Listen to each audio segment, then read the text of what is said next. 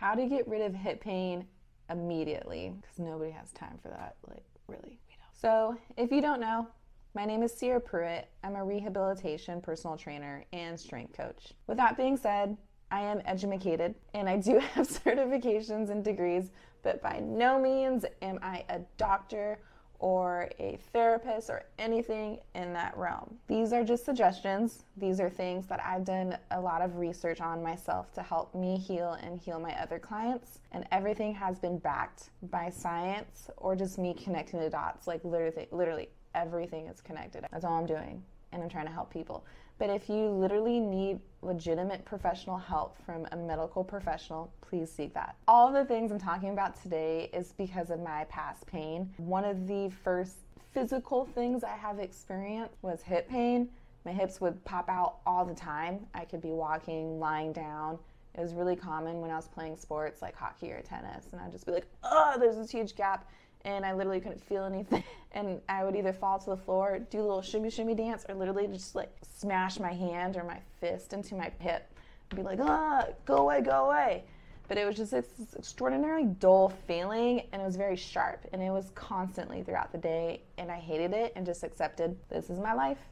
My hips are just gonna be bam, bam, popping out all the time. I've done a lot of education. I've realized that it has more things to do with the structural integrity of the hip joint and things that are surrounding it. But it wasn't later on, as I've gone through my own journey in life, that I realized, hey, it's not only physical, and a lot of times we only address the physical root, or when I say we, it could be me, personal trainers, or medical professionals. Doctors are only limited, right, to their own educations, just like me. I'm only limited to my education. I don't know everything.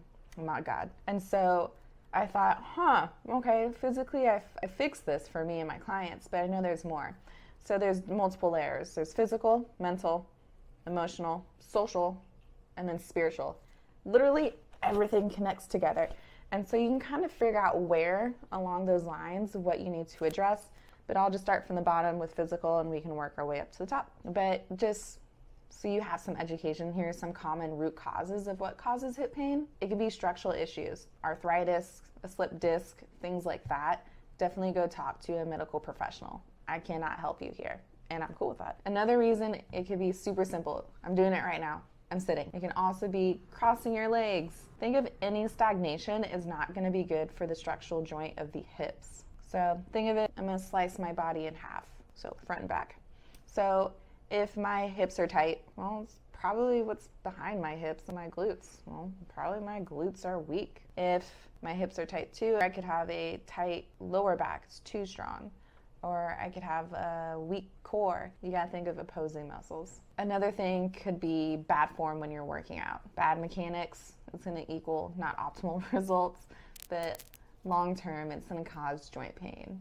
And it's important to address that too. Old injuries, and it can be local to the site, and it can also be something that's not even related to the actual hip itself. That's a fun one to solve. Another one could be stress. For example, your psoas, it's a muscle and it's connected. It connects your upper and lower body together. When you're stressed, your body is in a sympathetic state, which is fight or flight, not parasympathetic, which is rest and relax. So if that is in flight mode, things are going to be tense, and that's going to cause a lot of tension. Another thing to consider going along with stress, stored emotions. It could be you're not even aware of it. Unprocessed grief, anger, just to name a couple there. We'll talk more.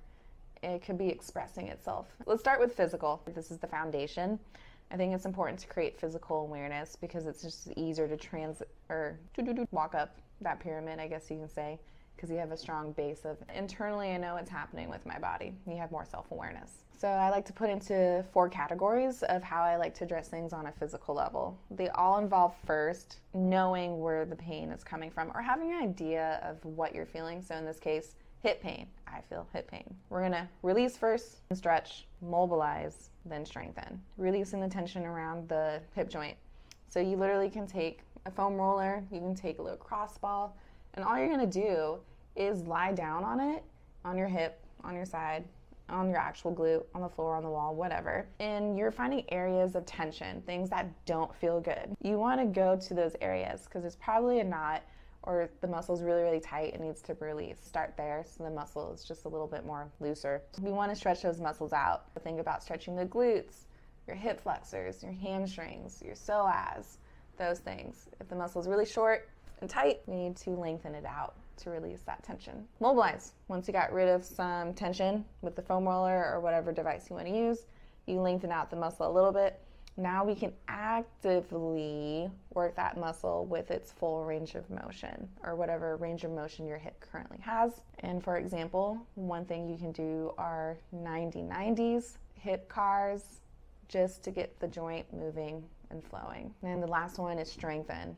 So you can do all the first three things and feel good, but if you want that to keep on coming back over and over and over, then don't strengthen the muscle. We need to strengthen it. A really an easy one, glute bridge. You literally can do that at home. Not even. You can stand up and pretend you're skateboarding or ice skating and just extend and push your leg back. It's literally the same muscle. We just need to strengthen that glute or the surrounding muscles around it. Also, if you don't want to do any of the thinking process when it comes to this, in the link below, definitely check out my pain-free blueprint. Super easy. It goes by each section. I have a hip section, 7 minutes or less. There's instructions, there's videos, diagrams, whatever. It's super easy if you don't want to think about what we just talked about for physical. So check it out. Mental. So the easiest thing to do, you can be sitting down, you can be lying down, you can be in a swinging chair, whatever you want, is just to do some scans, pause, breathe, and listen to what your body is telling you. Do you notice when you are breathing and pausing that you're like, hey, what's that? Shoulders to my ears. Well, if you notice that, relax it. Or it could also be, oh man, stomach is super, super tight. You could be just unconsciously bracing your abdomen and your core. Another one that I like to do is literally ground myself into the floor. I'll go out in nature, walk on the grass, connect myself with it, have my electromagnetic field connect to the Earth's electromagnetic field, and that will help my central nervous system. Hips do store emotions, not just hips, but every portion of our body. It could be fear, anxiety, trauma, grief, sadness. Shame's a really big one. Shame, I feel like, is just throughout your body. It's just different levels of how you can approach it. So how you can approach this is a really simple technique is humming, and that's going to help with your vagus nerve. Your vagus nerve is really important when it comes to getting your body more in a parasympathetic state. If that vagus nerve isn't strong, you want to create a stronger connection with it so that you can process these emotions. That way you can mentally be in a better headspace. That way physically you can feel better too long term. You see how it's all kind of connecting as we're going down. Another thing that you can do, which may sound crazy, is kind of bounce around. I personally have a mini trampoline and I'll bounce on it whenever I do feel like I have anxiety. And it gets rid of all of that extra energy or adrenaline that my body is carrying versus just sitting in it and like freaking out, being like, I don't know what to do with all this. And my hips get tight from that. Another thing that you can do, and it kind of goes along with the mental, when you're just kind of closing your eyes, letting or seeing what your body's trying to tell you, is literally ask yourself, what are my hips storing? What emotion is this? What revealed to me what I cannot see? And I personally like saying, God, show me what I need to know. Show me what I need to see. Show me what I need to understand. That's how I connect. But hey, that's up to you. Choose what you want to use. Social. Let's say you work. I'm currently sitting at a desk/table. And you sit at a table 8+ hours a day or wherever you work. Go get a stand-up desk. Walk around. There's literally a study that was just done. If you do, I think it was 10 squats every 45 minutes, it's going to help how your body utilizes energy. Imagine how it's going to affect you there and then affects your hips when you're not in a constant tension state. When you're sitting down like this, you're creating so much tension in your hips. Your hips are actually shortening the entire time. Standing up helps it lengthen out. So if you're moving around periodically, it's going to be good for you. Another thing is just talking with people. I'm sure if you're in an office, probably 99.9% of you guys have hip pain. And the fact that you're talking about your hip pain allows you to express yourself, but also you can lean on to each other for more support. Be like, hey, what do you do when you feel this? Or what are some exercises that you do to release that tension? Or you could be educating someone. You might be helping. So try talking. And then another one is just boundaries. Let's say your friends want to go on this extravagant hike and it's this huge elevation, but your hips are like screaming, I don't want to do this. Or if you already know about yourself that within an hour your hips are going to kill, but the hike is 5, don't go on the hike. I know, it's crazy. Just don't do it. You got to think long term. By saying no is a yes for you. But the last one is spiritual. So whatever your higher power is, or if you don't even have one, your higher power can be a doorknob. Choose whatever you like. You can use my own higher power. I talk to God. It could be the universe for you. It could be a butterfly. It could be nature, whatever. But I like to say thanks. When I say, thanks God for allowing me to feel hip pain, to have this awareness. Imagine so many people are going around in the world and they have this pain, or they're walking around really funky and they don't even know why because they don't experience the pain. Most of the time we don't even address things because we're not even aware of it. Check it out. You're listening and watching this video because you're aware of that pain. And that means God, or whatever your higher power is giving you an opportunity to tap into it and to help you heal this pain. Isn't that cool? And then after giving thanks, think of, how am I able to better serve other people? How can I show up for other people now? Let's say before, remember going back to that hike, you couldn't hike. Well, now you can do that 5-hour hike and imagine what conversations you could have. It's a bigger picture. It's kind of cool how we start with pain, but we end with purpose, or we end with service, and we end with gratitude. I'm just saying. So sometimes hip pain is literally all it is. It's just hip pain. It's very structural. It's very physical. It could be a knot. It could be a tight muscle that needs to be lengthened.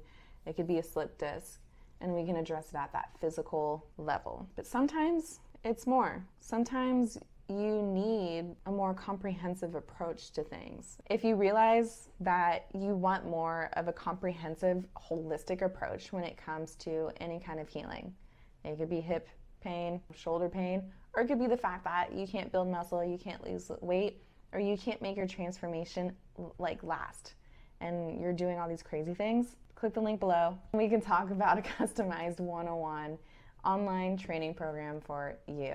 Because it's me, I can only take so many people at a time. The space is limited. So definitely click the link below. All right, cool. Peace, love.